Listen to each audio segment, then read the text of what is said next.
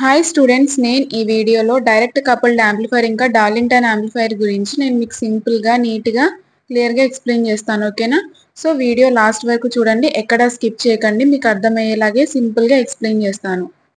So students, నేను last వీడియోస్లో వచ్చేసి ఆర్సీ కపుల్డ్ ఇంకా ట్రాన్స్ఫార్మర్ కపుల్డ్ గురించి ఎక్స్ప్లెయిన్ చేశాను.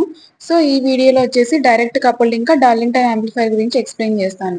సో అందులో ఫస్ట్ వచ్చేసి డైరెక్ట్ కపుల్డ్ యాంప్లిఫైర్. సో ఇదొక యాంప్లిఫైర్. ఇందులో ఏంటంటే ఒక స్టేజ్ యొక్క అవుట్పుట్ అనేది ఇంకొక స్టేజ్కి ఇన్పుట్గా డైరెక్ట్గా కనెక్ట్ అవుతుంది అనమాట. సో ఇందులో మనం ఎలాంటి కెపాసిటర్స్ కానీ ట్రాన్స్ఫార్మర్స్ కానీ యూజ్ చేయము. సో ఇదేంటంటే ఎస్పెషల్గా వెరీ లో ఫ్రీక్వెన్సీ సిగ్నల్స్ ని యాంప్లిఫై చేస్తుంది.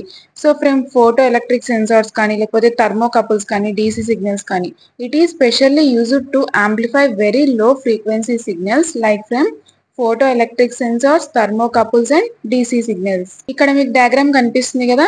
ఒక స్టేజ్ యొక్క అవుట్పుట్ అనేది ఎలాంటి ట్రాన్స్ఫార్మర్ కానీ కప్లింగ్ కెపాసిటర్స్ లేకుండా డైరెక్ట్ గా ఇంకొక స్టేజ్ కి ఇన్పుట్ అయిందనమాట. సో ఈ డైరెక్ట్ కపుల్డ్ యాంప్లిఫైర్ అనేది వెరీ లో సిగ్నల్స్ ని మంచిగా యాంప్లిఫై చేస్తుంది. సో దీని యొక్క కన్స్ట్రక్షన్ ఏంటంటే ఈ యాంప్లిఫైర్ అనేది 2 ట్రాన్సిస్టర్స్ ని యూజ్ చేసుకుంటుంది. యూజువల్ గా Q1 అండ్ Q2 అంటే NPN and PNP transistors. So first transistor యొక్క అవుట్పుట్ అనేది కలెక్టర్ అవుట్పుట్ అనేది డైరెక్ట్ గా మనకి సెకండ్ ట్రాన్సిస్టర్ యొక్క బేస్ కి కనెక్ట్ అయింది. సో ఈ అరేంజ్మెంట్ వల్ల మనకి సిగ్నల్ అనేది పాస్ అవుతుంది అనమాట, రెండు స్టేజెస్ మధ్యలో ఎలాంటి కప్లింగ్ డివైసెస్ అవసరం లేకుండా. సో దీని యొక్క వర్కింగ్ ఏంటంటే ఇన్పుట్ సిగ్నల్ అనేది ఫస్ట్ ట్రాన్సిస్టర్ యొక్క బేస్ కి అప్లై చేస్తామన్నమాట. సో అప్పుడు ఏమవుతుందంటే ఆ సిగ్నల్ అనేది యాంప్లిఫై చేస్తుంది. సో ఈ యాంప్లిఫైడ్ అనే సిగ్నల్ ఏమవుతుందంటే మనకి కలెక్టర్ దగ్గర అపియర్ అవుతుంది. ఈ అవుట్పుట్ అనేది డైరెక్ట్ గా సెకండ్ ట్రాన్సిస్టర్ బేస్ కి కనెక్ట్ అవుతుంది అనమాట. సో మళ్ళీ ఏం చేస్తుందంటే సెకండ్ ట్రాన్సిస్టర్ కూడా ఆ సిగ్నల్ ని యాంప్లిఫై చేస్తుంది. సో ఫైనల్ అవుట్పుట్ అనేది మనకి Q2 ట్రాన్సిస్టర్ కలెక్టర్ దగ్గర అపియర్ అవుతుంది అనమాట. సో ఈ డైరెక్ట్ కనెక్షన్ అనేది ఏం ఎలో చేస్తుందంటే యాంప్లిఫైర్ అనేది మనకి డైరెక్ట్ గా వెరీ లో ఫ్రీక్వెన్సీ సిగ్నల్స్ అనేవి పాస్ చేస్తుంది అనమాట, ఈవెన్ డీసీ సిగ్నల్స్ కానీ. సో డైరెక్ట్ కపుల్డ్ యాంప్లిఫైర్ అనేది వెరీ లో సిగ్నల్స్ ని యాంప్లిఫై చేస్తుంది.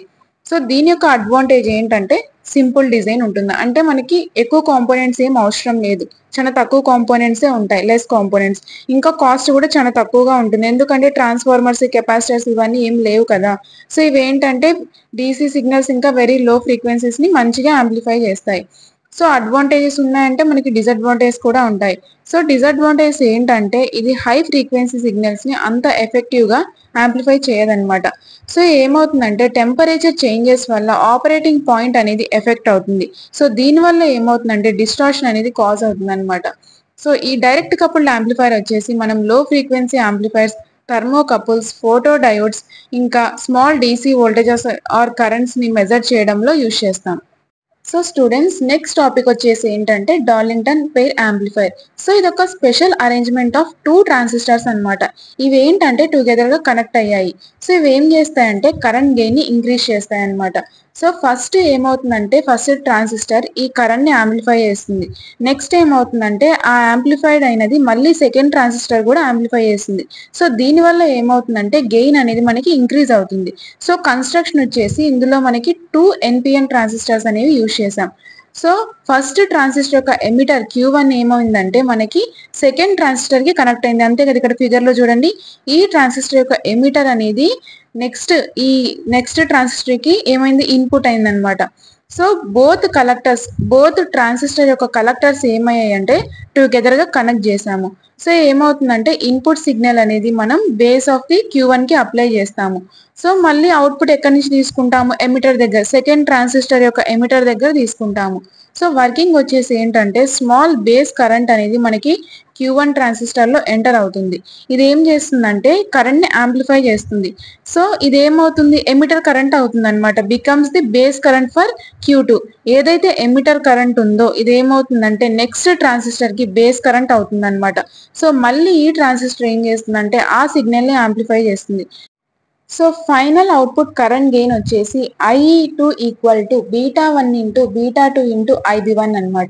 సో β1 అండ్ β2 అనేవి ఏంటంటే current gains of Q1 and Q2. So ఈ డార్లింగ్టన్ పెయిర్ యొక్క అడ్వాంటేజ్ ఏంటంటే ఇందులో మనకి హై కరెంట్ గెయిన్ అనేది ఉంటుంది, ఇంకా హై ఇన్పుట్ ఇంపిడెన్స్ ఉంటుంది, లో అవుట్పుట్ ఇంపిడెన్స్ ఉంటుంది.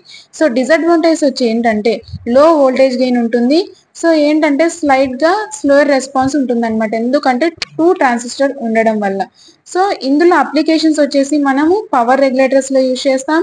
ఇది వచ్చేసి ఆడియో యాంప్లిఫైర్స్లో అవుట్పుట్ స్టేజ్ అనమాట. ఇంకా మోటార్ కంట్రోల్ సర్క్యూట్స్లో, డిస్ప్లే డ్రైవ్స్లో, ఇంకా సోలనాయిడ్ కంట్రోలర్స్లో, ఇంకా లైట్ అండ్ టచ్ సెన్సార్ సర్క్యూట్స్లో, ఇలా నెంబర్ ఆఫ్ అప్లికేషన్స్లో మనం ఇవి యూజ్ చేస్తామన్నమాట. సో స్టూడెంట్స్, ఇప్పటి వరకు చెప్పిన టాపిక్స్ మీకు అర్థమయ్యాయా? నా ఎక్స్ప్లెనేషన్ మీకు నచ్చినట్టయితే మీ ఫ్రెండ్స్కి షేర్ చేసి నాకు సపోర్ట్ చేయండి. ఇంకా ఛానల్ని సబ్స్క్రైబ్ చేయండి. Thank you.